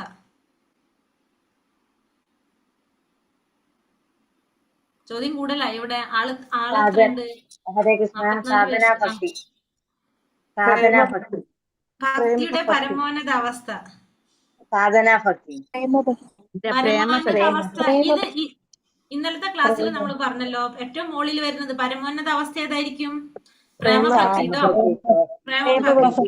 മാതാജി തന്നെയാണോ അന്നല്ല ചോദിച്ചത്? സംശയം അല്ലല്ലേ? ജഗായി മതായി എന്നിവരുടെ നേരെ ചൈതന്യ മഹാപ്രഭു കോപിക്കാനായിട്ട് കാരണം എന്താണ്? ധന്യ മാതാജി അല്ലെ കലാവതി മാതാജി പറഞ്ഞോളൂ. അവർ നിത്യാനന്ദ പ്രഭുവിനെ ഉപദ്രവിക്കുകയും നിന്ദിക്കുകയും ചെയ്തു. ഹരേ കൃഷ്ണ. ഹരേ കൃഷ്ണ. അപ്പൊ 20 ക്വസ്റ്റ്യൻ നമ്മുടെ കഴിഞ്ഞു. നമ്മളെ ക്വസ്റ്റ്യൻ കുറവായി ആണെന്നാണ് ഞാൻ വിചാരിച്ചത്, 44 പേരുണ്ടായിട്ട്. പക്ഷെ ഇവിടെ തിരിച്ചാണ് വന്നത്. ക്വസ്റ്റ്യൻ പറയാൻ ആളില്ല. 20 എണ്ണം ഇട്ടപ്പോ എല്ലാവരും ആ ക്വസ്റ്റ്യൻ ചെയ്യാനായിട്ട് എല്ലാവരും നോക്കിയാൽ നല്ലതാണ്. നിങ്ങൾക്ക് മാതാജി 19ാമത്തെ ആൻസർ പ്രേമഭക്തി അല്ലേ? അതെ. ശരി ശരി. ഹരേ കൃഷ്ണ. അപ്പൊ എല്ലാവരും ഓക്കെ ആയില്ലേ? നമുക്കിനി അടുത്ത മൂന്നാമത്തെ ഉപദേശത്തിലേക്ക് പോകാം. അപ്പൊ എല്ലാവരും ഇതേപോലെ ക്വസ്റ്റ്യൻസ് നോക്കി വെക്കുക. അറ്റ്ലീസ്റ്റ് ആ ആൻസർ ചെയ്യണ സമയത്ത് വീഡിയോ ഓൺ ആക്കിയിട്ട് ക്ലാസ് അറ്റൻഡ് ചെയ്യാൻ എല്ലാവരും ശ്രമിക്കുക. പിന്നെ നെറ്റിന്റെ പ്രോബ്ലം ഉണ്ട്, ബുദ്ധിമുട്ടുണ്ട്, അഥവാ പുറത്താണ്, അങ്ങനെയുള്ളവർക്കൊക്കെ എക്സ്ക്യൂസ് ഉണ്ടാവും. അല്ലാത്തവരെല്ലാം ഓൺ ആക്കി വെച്ച് കഴിഞ്ഞാൽ നമുക്ക് ക്വസ്റ്റ്യൻസും ചെയ്യുമ്പോൾ അങ്ങനെ ചെയ്യുമ്പോൾ എന്ന് വെച്ചാൽ നമ്മൾ നോക്കും, എല്ലാവരും ശ്രദ്ധിക്കുകയും ചെയ്യും. എല്ലാവരും കൂടി പറയുമ്പോൾ ആർക്കൊന്നും മനസ്സിലാവില്ല അല്ലെ? ഇതെല്ലാം നല്ലത്. നമ്മളൊരു 5 മിനിറ്റ് പോയാലും നമുക്ക് നല്ലത് അതല്ല. പിന്നെ എല്ലാവരും ക്വസ്റ്റ്യൻ നോട്ട് ചെയ്ത് വെച്ചാൽ നല്ലതായിരിക്കും. നോക്കി വെച്ച് കഴിഞ്ഞാൽ അല്ലെങ്കിൽ അത് എടുത്തു വെച്ചാൽ മതി. ഗ്രൂപ്പിൽ നിന്ന് തന്നെ ഗ്രൂപ്പിൽ നോക്കി വെച്ചാൽ മതി. കാരണം അപ്പോൾ ഇത്തിരി സമയം 1 മിനിറ്റെങ്കിലും ലാഭിക്കാൻ പറ്റും നമുക്ക്. പിന്നെ പേര് മാറ്റിയിട്ടുള്ളൂ കേട്ടോ മാതാജി. ഓപ്പോ പോക്കോ എന്ന് വന്നാലുണ്ട്. വീഡിയോ ഓൺ ആണ്, പക്ഷെ എനിക്ക് പേരറിയാത്തതുകൊണ്ട് ഞാൻ പറയുമ്പോൾ നിങ്ങൾക്ക് മനസ്സിലാവണില്ല ഞാൻ വിളിക്കുന്നത്. മാതാജി പേര് എങ്ങനെ മാറ്റിയിടാനാ പറഞ്ഞത്? സെറ്റിംഗിൽ പോയിട്ട് പേര് മാറ്റാം. സെറ്റിംഗിൽ പോയിട്ട് മാറ്റാം മാതാജി നമുക്ക്. ഹരേ കൃഷ്ണ. മാതാജി ഒന്ന് മെൻറ്ററോട് ചോദിച്ചാൽ അവർ പറഞ്ഞുതരും എങ്ങനെയാന്നുള്ളത് കേട്ടോ. ഹരേ കൃഷ്ണ മാതാജി. ഹരേ കൃഷ്ണ. ഹരേ കൃഷ്ണ. അപ്പൊ നമ്മള് ഉപദേശാമൃതം 3ാമത്തെ ഉപദേശത്തിലേക്ക് പോകാണ്. അപ്പൊ 2ാമത്തെ ഉപദേശം നമ്മൾ കണ്ടത് എന്താണ്?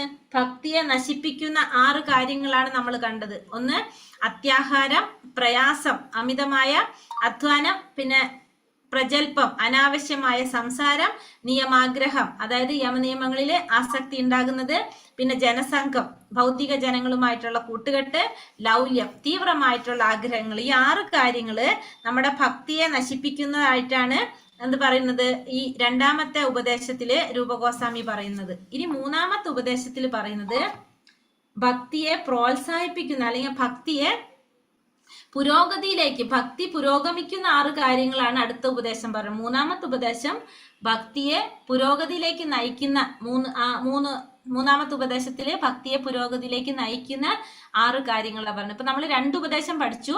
ഒന്ന് ഒരു ഗുരുവിന് വേണ്ട യോഗ്യതകൾ കണ്ടു. 2ാമത്തത് ഭക്തിയെ നശിപ്പിക്കുന്ന 6 കാര്യങ്ങൾ കണ്ടു. ഇനി 3ാമത്തത് ഭക്തിയെ പുരോഗതിയിലേക്ക് നയിക്കുന്ന അല്ലെങ്കിൽ ഭക്തിയെ പ്രോത്സാഹിപ്പിക്കുന്ന 6 കാര്യങ്ങളാണ് ഇതിൽ പറയുന്നത്. ശ്രീ ശ്രീ രാധാ ഗോവിന്ദ് കി ജയ്. ശ്രീല പ്രഭുപാദ് കി ജയ്. ഉത്സാഹ നിശ്ചയാധൈര്യാത് തത്തത് കർമ്മ പ്രവർത്തനാത് സംഘത്യാഗ സദോവൃത്തെ ഷഡ്ഭിർ ഭക്തി പ്രസിദ്ധ്യതി. എന്തൊക്കെ പറഞ്ഞത്? ഉത്സാഹം, നിശ്ചയം, ധൈര്യം. 3 കാര്യങ്ങൾ പറഞ്ഞു. ഉത്സാഹം, നിശ്ചയം, ധൈര്യം. ഉത്സാഹം എന്ന് വെച്ചാൽ എന്താണ്? ഉത്സാഹിയായിട്ടിരിക്കുക, ഉത്സാഹിക്കുക. നിശ്ചയം എന്ന് വെച്ചാൽ വിശ്വാസം എന്നാണ് അർത്ഥം. ഉത്സാഹിയാവണം, പിന്നെ വിശ്വാസം ഉണ്ടായിരിക്കണം. ധൈര്യം എന്ന് വെച്ചാല് ക്ഷമ എന്നാണ് ഉദ്ദേശിക്കുന്നത്. അപ്പൊ ഉത്സാഹം ഉണ്ടായിരിക്കണം, വിശ്വാസം ഉണ്ടായിരിക്കണം, ക്ഷമ ഉണ്ടായിരിക്കണം. ഭക്തി ഭക്തിയില് നമുക്ക് വേണ്ട കാര്യങ്ങളാണ്. ഒന്ന് നമ്മൾ ഉത്സാഹിയായിട്ടിരിക്കണം, എന്തൊരു കാര്യം ചെയ്യാൻ ഭയങ്കര ഉത്സാഹം ഉണ്ടായിരിക്കണം. നിശ്ചയം ഉണ്ടാന്ന് വെച്ചാൽ വിശ്വാസം ഉണ്ടാവുക, ഭഗവാനിൽ വിശ്വാസം ഉണ്ടായിരിക്കണം. ധൈര്യം, ക്ഷമ ഉണ്ടായിരിക്കണം. ഏറ്റവും അത്യാവശ്യമാണ് നമുക്ക് എന്ത്? ക്ഷമ. 4ാമത്തത് തത്തത് കർമ്മ പ്രവർത്തന എന്ന് വെച്ചാല് ഭക്തിക്ക് അനുകൂലമായ പ്രവർത്തികൾ ചെയ്യുക. ഭക്തിക്ക് അനുകൂലമായ പ്രവർത്തനങ്ങൾ ചെയ്യുക എന്നുള്ളതാണ് തത്തത് കർമ്മ പ്രവർത്തനങ്ങൾ എന്ന് പറഞ്ഞാല്. പ്രവർത്തന എന്ന് വെച്ചാൽ ഭക്തിക്ക് അനുകൂലമായ പ്രവർത്തികൾ ചെയ്യുക. അതായത് നമ്മളിപ്പോ നവവിധ ഭക്തി ഒക്കെ ഉണ്ടല്ലോ, ശ്രവണം, കീർത്തനം, വിഷ്ണു സ്മരണം, പാദസേവനം, അർച്ചനം, വന്ദനം, ദാസ്യം, സാഖ്യം, ആത്മനിവേദനം, ഇതൊക്കെ എന്തിൽ വരുന്നതാണ്? ഭക്തിക്ക് അനുകൂലമായ പ്രവർത്തികളാണ് അല്ലെ. അപ്പോ അതാണ് തത്തത് കർമ്മ പ്രവർത്തന. ഭക്തിയുടെ സേവനത്തിനാണ് ഭക്തിക്ക് അനുകൂലമായ പ്രവർത്തികൾ ചെയ്യുക. സംഘത്യാഗം, സംഘം ത്യജിക്കുക. എങ്ങനത്തെ സംഘമായിരിക്കും ത്യജിക്കേണ്ടത്? അഭക്തന്മാരുമായിട്ടുള്ള സംഘം ത്യജിക്കുക. സംഘത്യാഗം, സംഘം ത്യജിക്കണം. അഭക്തന്മാരുമായിട്ടുള്ള സംഘം ത്യജിക്കുക. സതോവൃത്തെ, സതോവൃത്തി എന്ന് വെച്ചാൽ എന്താണ്? പൂർവ്വ ആചാര്യന്മാരുടെ കാലടിപാടുകൾ പിന്തുടരുക. ആചാര്യന്മാരുടെ കാലടികള് പിന്തുടരുക. അതാണ് സതോവൃത്തെ. ഷഡ്ഭിർ ഭക്തി പ്രസിദ്ധ്യതി. ഈ 6 കാര്യങ്ങള് നമ്മളെ ഭക്തിയെ പുരോഗതിയിലേക്ക് നയിക്കുന്ന അല്ലെങ്കിൽ ഭക്തിയെ പ്രോത്സാഹിപ്പിക്കുന്ന 6 കാര്യങ്ങളാണ് എന്ത് നമ്മൾ ഈ പറഞ്ഞത്. എന്തൊക്കെയാണ്? ഫസ്റ്റത്തെ വരിയിൽ 3 കാര്യം പറഞ്ഞു. ഉത്സാഹം, നിശ്ചയം, ധൈര്യം. ഉത്സാഹം എന്ന് വെച്ചാൽ ഉത്സാഹം, ഉത്സാഹിയായിട്ടിരിക്കുക. നിശ്ചയം എന്ന് വെച്ചാൽ വിശ്വാസം, ധൈര്യം എന്ന് പറഞ്ഞ ക്ഷമ. അപ്പൊ ആദ്യത്തെ 3 കാര്യങ്ങള് ഉത്സാഹം, നിശ്ചയം, ധൈര്യം. തത്തത് കർമ്മ പ്രവർത്തന, ഭക്തിക്ക് അനുകൂലമായ പ്രവർത്തനങ്ങൾ ചെയ്യുക. സംഘത്യാഗം, സംഘം ത്യജിക്കുക. എങ്ങനെയുള്ള സംഘം ത്യജിക്കണം? അഭക്തന്മാരുമായിട്ടുള്ള, ഭക്തി ഇല്ലാത്തവരുമായിട്ടുള്ള സംഘമാണ് ത്യജിക്കേണ്ടത്. പിന്നെ സതോവൃത്തെ, പൂർവ്വ ആചാര്യന്മാരുടെ കാലടികളെ പിന്തുടരുക. പൂർവ്വ ആചാര്യന്മാരുടെ കാലടികളെ പിന്തുടരുക. ഈ 6 കാര്യങ്ങള് നമ്മുടെ ഭക്തിയെ പുരോഗതിയിലേക്ക് നയിക്കുന്നതാണ്. ഭക്തി പുരോഗമിക്കാനായിട്ടുള്ള 6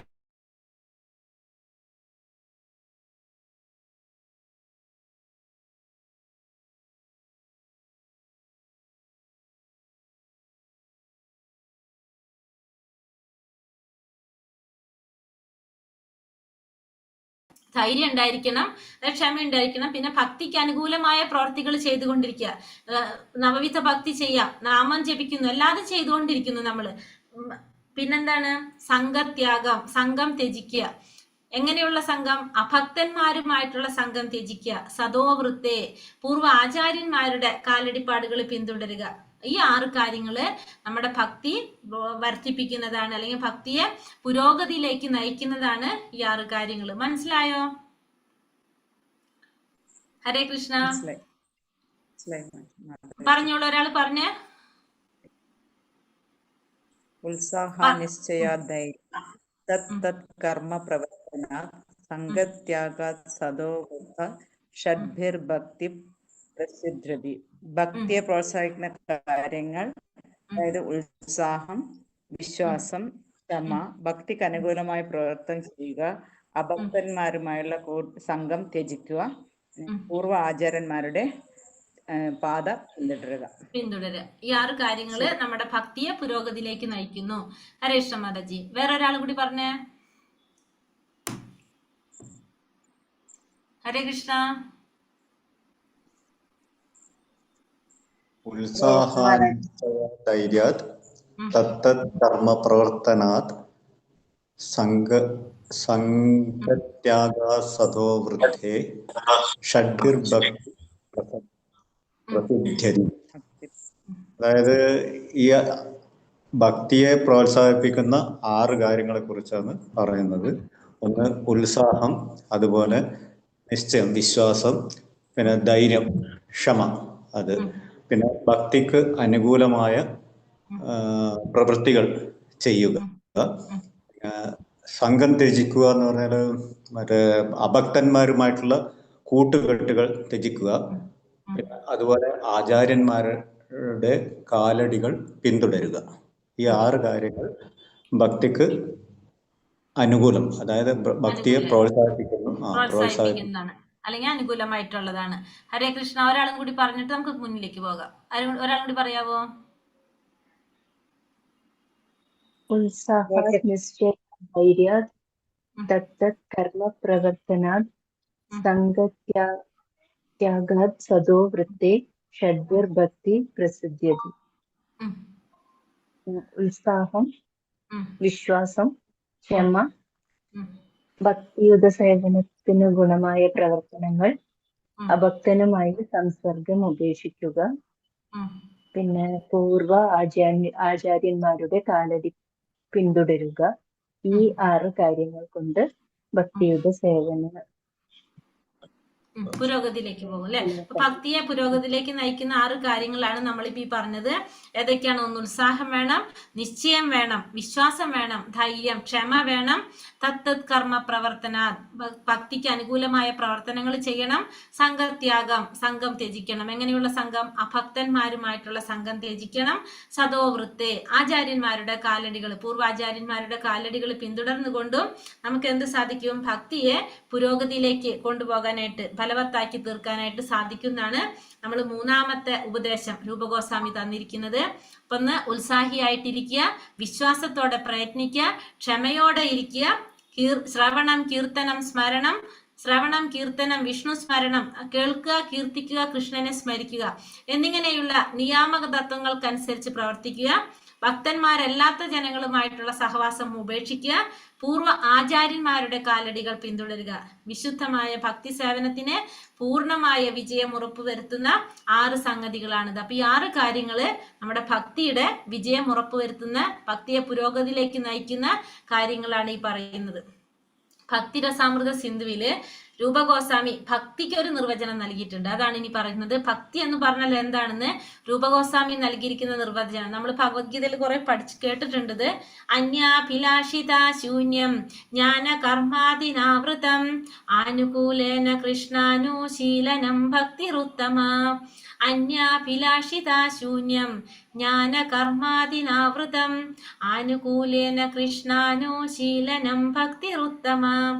അന്യ അഭിലാഷിത ശൂന്യം, അതായത് യാതൊരുവിധ അഭിലാഷങ്ങളും ഇല്ലാതെ, ജ്ഞാന കർമാദിനാവൃതം. എന്തുകൊണ്ട് ആവരണം ചെയ്യുന്നില്ല? ജ്ഞാനം കൊണ്ടോ കർമ്മം കൊണ്ടോ, അതായത് ജ്ഞാനം നേടാനോ കാമ്യകർമ്മങ്ങൾ ചെയ്യാനോ അങ്ങനത്തെ യാതൊരുവിധ ആഗ്രഹങ്ങളും ഇല്ലാതെ, ആനുകൂലേന കൃഷ്ണാനുശീലനം ഭക്തിരുത്തമ, ഭഗവാൻ അനുകൂലമായിട്ട് പ്രവർത്തിക്കുക. അതാണ് എന്ത്? ഭക്തിയിൽ ഏറ്റവും ഉത്തമമായ ഭക്തി എന്ന് പറയുന്നത്. അപ്പൊ ഭക്തിയിൽ ഏറ്റവും ഉത്തമമായ ഭക്തി എന്ന് പറയുന്നത് യാതൊരുവിധ അഭിലാഷങ്ങളും ഇല്ലാതെ, ജ്ഞാനത്തെക്കുറിച്ചോ കാമ്യകർമ്മത്തെക്കുറിച്ചോ അതിങ്ങനത്തെ യാതൊരുവിധ സ്വാർത്ഥാഭിലാഷങ്ങളോ അവകാശങ്ങളോ ഒന്നും ഇല്ലാതെ എന്ത് ചെയ്യുന്നു? ഭഗവാൻ അനുകൂലമായ രീതിയിൽ പ്രവർത്തിക്കുക. അതാണ് എന്ത്? ഭക്തിയിൽ ഏറ്റവും ഉത്തമമായ ഭക്തി എന്ന് പറയുന്നത്. അപ്പൊ പരമപുരുഷോത്തമനായ ശ്രീകൃഷ്ണനിലുള്ള അകളങ്കമായ ഉത്തമ ഭക്തി എന്നത് ഭഗവാന് പ്രീതി ഉളവാക്കുന്ന മട്ടിൽ ചെയ്യുന്ന ഭക്തിയുടെ സേവനമാണ്. ഈ സേവനം ബാഹ്യമായ ഏതെങ്കിലും ഉദ്ദേശിച്ചു കൊണ്ടാവരുത്. അതിൽ കാമികർമ്മത്തിനോ അമൂർത്തമായ ജ്ഞാനത്തിനോ മറ്റു സ്വാർത്ഥ അഭിലാഷങ്ങൾക്കോ അവകാശമില്ല. അതാണ് പറഞ്ഞത് അന്യാഭിലാഷിത ശൂന്യം, യാതൊരുവിധ അഭിലാഷങ്ങളും ഇല്ലാതെ. അവിടെ എന്തുമില്ല? ജ്ഞാനം നേടാ അല്ലെങ്കിൽ കാമ്യകർമ്മങ്ങൾ ചെയ്യുക, അതിന്റെ ഫലം അനുഭവിക്കുക, അങ്ങനത്തെ യാതൊരു ആഗ്രഹങ്ങളും ഇല്ലാതെ അനുകൂലേന കൃഷ്ണാനുശീലനം ഭക്തിരുത്തമ, ഭഗവാൻ അനുകൂലമായിട്ട് പ്രവർത്തിക്കുന്നതാണ് എന്ത്? ഭക്തിയിൽ ഏറ്റവും ഉത്തമമായ ഭക്തി എന്നാണ് രൂപഗോസ്വാമി ഭക്തിക്ക് കൊടുത്തിരിക്കുന്ന നിർവചനം. ഇത് കാണാതെ പഠിക്കാനുള്ളതാണ് പിന്നീട്. ഇനി നമ്മള് ഭക്തിയുടെ 9 നവവിധ ഭക്തിയെ കുറിച്ച് നമ്മൾ പഠിച്ചതാണ്, ഒന്ന് വായിച്ചു പോകാം. ശ്രവണം എന്ന് പറഞ്ഞാല് പരീക്ഷിത്ത് മഹാരാജാവ് ഭഗവാന്റെ നാമരൂപ ഗുണലീലകളെ കുറിച്ച് കേൾക്കുക. ശ്രവണത്തിലൂടെ സാക്ഷാത്കാരം നേടിയതാണ് ആര്?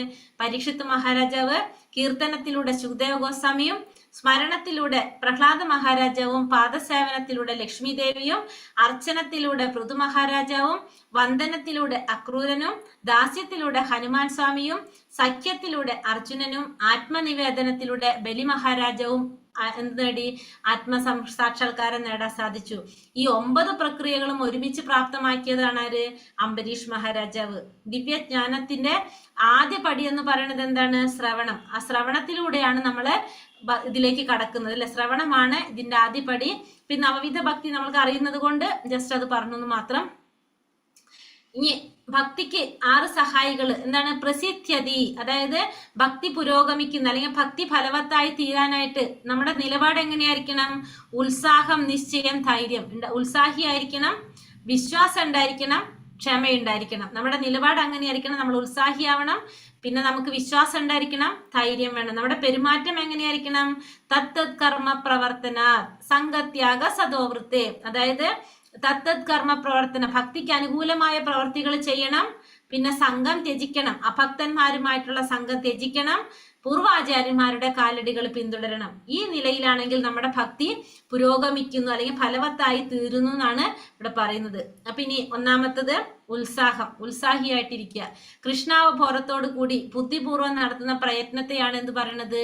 ഉത്സാഹം എന്ന് പറയുന്നത്. ഭൗതിക ലോകത്തിൽ തന്നെയും തന്റെ പ്രത്യേക പ്രവർത്തന മേഖലയിൽ വിജയശ്രീലാളിതനാകുന്നതിന് ധാരാളം ഉത്സാഹം പ്രദർശിപ്പിക്കേണ്ടിയിരിക്കുമല്ലോ. അതുപോലെ ഭക്തി സേവന പദത്തിലും ഉത്സാഹം ആവശ്യമാണ്. ഉത്സാഹമില്ലാതെ വിജയിക്കുവാൻ സാധ്യമല്ല. ഉത്സാഹിയായിട്ടിരിക്കുക എന്ന് പറഞ്ഞാൽ എന്താണ്? നമ്മൾ കൃഷ്ണാവബോധത്തോടു കൂടി ബോധമായി പൂർവ്വം നടത്തുന്ന പ്രയത്നത്തിനെയാണ് ഉത്സാഹം എന്ന് പറയുന്നത്. അപ്പോ ഉത്സാഹം ഭൗതിക ലോകത്തിലും എന്താണ്? പ്രത്യേക പ്രവർത്തന മേഖലകളിൽ വിജയിക്കണമെങ്കിൽ നമ്മൾ അവിടെയും എന്ത് വേണം? ഉത്സാഹം പ്രദർശിപ്പിക്കണം. അതേപോലെ തന്നെ ഭക്തി സേവനത്തിലും നമ്മൾ എന്ത് വേണം? നമുക്ക് ഉത്സാഹം വേണം. ഉത്സാഹം ഇല്ലാതെ നമുക്ക് എന്ത് സാധിക്കില്ല? വിജയിക്കാൻ സാധിക്കില്ല. എല്ലാ ഭഗവത് സേവനത്തിന് വേണ്ടി പ്രയോജനപ്പെടുത്തക്ക വേണം മാർഗങ്ങൾ ശരിപ്പെടുത്തുവാൻ ഭക്തന്മാർക്കറിയാം. അപ്പൊ എല്ലാതും നമ്മുടെ ചുറ്റുപാടുമുള്ള എല്ലാതും നമ്മൾ എന്താണ്? ഭഗവാനുമായി ബന്ധപ്പെടുത്തി അല്ലെങ്കിൽ ഭഗവത് സേവനവുമായിട്ട് ബന്ധപ്പെടുത്തക്ക രീതിയിൽ പ്രയോജനപ്പെടുത്താനായിട്ടുള്ള രീതിയിൽ ചെയ്യാൻ ആർക്കറിയാൻ സാധിക്കും? ഭക്തന്മാർക്ക് അറിയാനായിട്ട് സാധിക്കും. നിർബന്ധേ കൃഷ്ണ സംബന്ധ യുക്തം വൈരാഗ്യം ഉച്ചതി എന്ന് പറഞ്ഞത്. അതായത് ഏതൊരു വസ്തുവും നമുക്ക് എന്ത് ചെയ്യാം? ഭഗവാനുമായി ബന്ധപ്പെടുത്തിക്കൊണ്ട് നമുക്ക് ഉപയോഗിക്കാൻ സാധിക്കും.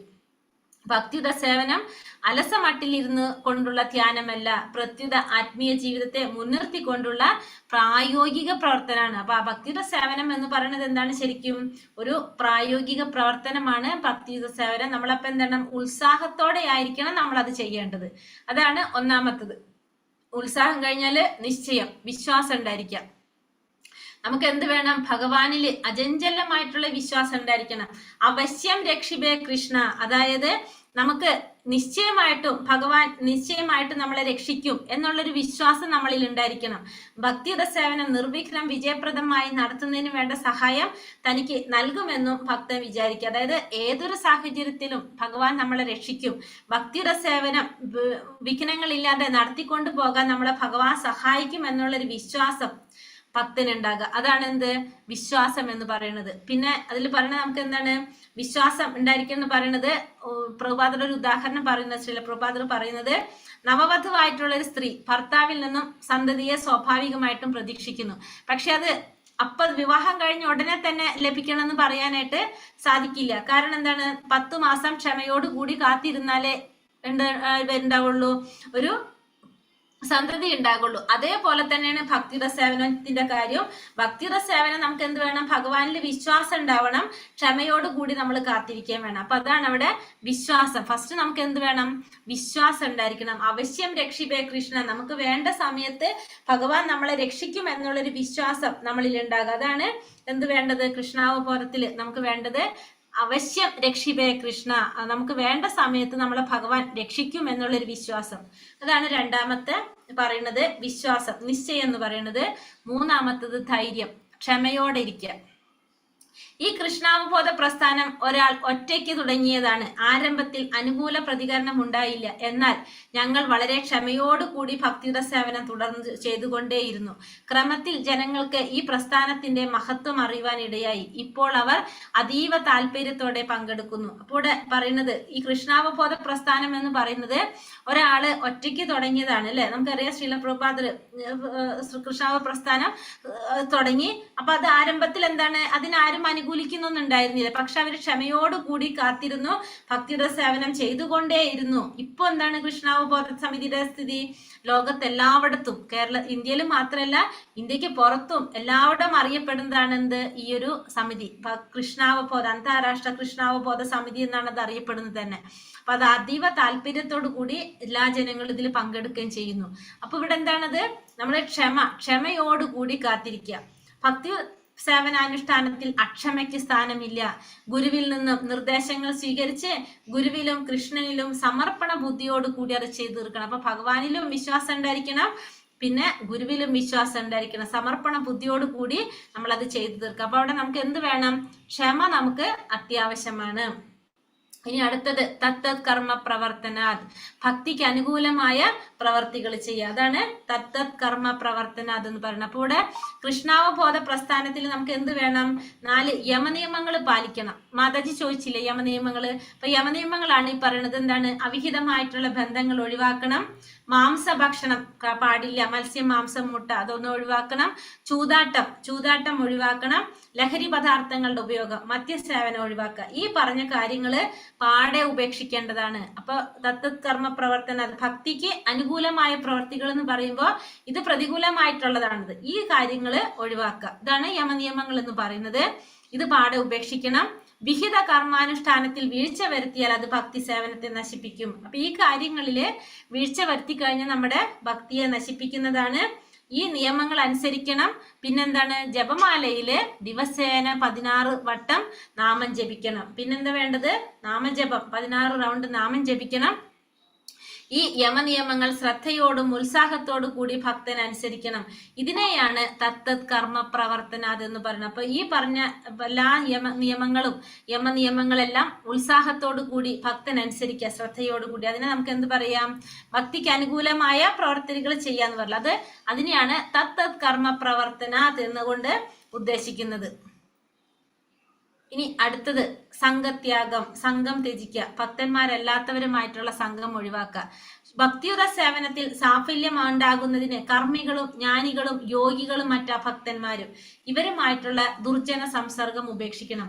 അപ്പൊ ഈ ഭക്തന്മാരല്ലാത്തവരെന്നുള്ളത് ഉദ്ദേശിക്കുന്നത് ആരെയാണെന്ന് ഇവിടെ എടുത്തു പറയാണ്. ഒന്ന് കർമ്മികള്, കർമ്മത്തിന്റെ ഫലം ആഗ്രഹിച്ചുകൊണ്ട് കർമ്മം ചെയ്യുന്നവര്, ജ്ഞാനികള്, ഭഗവാനെ കുറിച്ച് അറിയാൻ ആഗ്രഹിക്കുന്ന ജ്ഞാനികള്, യോഗികൾ എങ്ങനെയാണ്?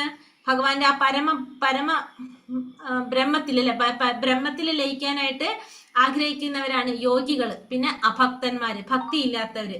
ഈ 4 കൂട്ടരായിട്ടുള്ള സംസർഗം നമ്മൾ ഒഴിവാക്കണം എന്നാണ് പറയുന്നത്. കാരണം കർമ്മികള് കർമ്മത്തിന്റെ ഫലം ആഗ്രഹിച്ചുകൊണ്ട് ചെയ്യുന്നവരാണ്. ജ്ഞാനികള് ഭഗവാനെ കുറിച്ച് അറിയാന്ന് മാത്രമാണ് ജ്ഞാനികളും എവിടേക്കാ പോകുന്നത്? ബ്രഹ്മത്തിലേക്കാണ് പോകുന്നത്. പിന്നെ യോഗികളും എവിടെയാണ്? ഭഗവാനെ അറിയുന്നില്ല, അവർക്ക് ആനന്ദം കിട്ടുന്നില്ല, അവരും ബ്രഹ്മത്തിലേക്ക് പോകുന്നു. പിന്നെ അഭക്തന്മാര്. അപ്പൊ ഈ 4 കൂട്ടരായിട്ടുള്ള സംസർഗം നമ്മൾ ഉപേക്ഷിക്കണം. പിന്നെ ചൈതന്യ മഹാപ്രഭു പറയുന്നത് എന്താണ്? ലൗകിക ജനങ്ങളോട് അഥവാ അഭക്തന്മാരോട് സംസർഗം ചെയ്യാതിരിക്കുന്നവനാണ് ലക്ഷണമൊത്ത വൈഷ്ണവൻ. അപ്പൊ ഒരു ലക്ഷണമൊത്ത വൈഷ്ണവൻ എന്ന് പറയുന്നത് അഭക്തന്മാരോട് സംസർഗം ചെയ്യാതിരിക്കുന്നവനാണെന്നാണ് ആര് പറയുന്നത്? ചൈതന്യ മഹാപ്രഭു പറയുന്നത്. ലൗകികമായ ജനങ്ങളോട് അല്ലെങ്കിൽ അഭക്തന്മാരോട് സംസർഗം ചെയ്യാതിരിക്കുന്നവനാണ് ലക്ഷണമൊത്ത വൈഷ്ണവനാണെന്ന് ചൈതന്യ മഹാപ്രഭു പറയുന്നു. ശ്രീല നരോത്തമദാസ് ഠാക്കൂർ പറയുന്നു, താണ്ഠേരെ ചരണ സേവി ഭക്തസാനിവാസ, അതായത് ഭഗവത് ഭക്തന്മാരുടെ കൂടെ കഴിയുന്നതും ആധ്യാത്മിക ജീവിതത്തിന് അനുഗുണങ്ങളായിട്ടുള്ള യമനിയമങ്ങൾ പാലിക്കുന്നതും ജനങ്ങളെ ക്ഷണിച്ചു വരുത്തുന്നതിന് വേണ്ടിയിട്ടാണ് കൃഷ്ണാവബോധ സമിതി അനവധി കേന്ദ്രങ്ങൾ സ്ഥാപിച്ചിരിക്കുന്നത്. അപ്പോൾ കൃഷ്ണാവബോധ സമിതി സ്ഥാപിച്ചതിന്റെ മെയിൻ ആയിട്ടുള്ള ഉദ്ദേശം എന്താണ്?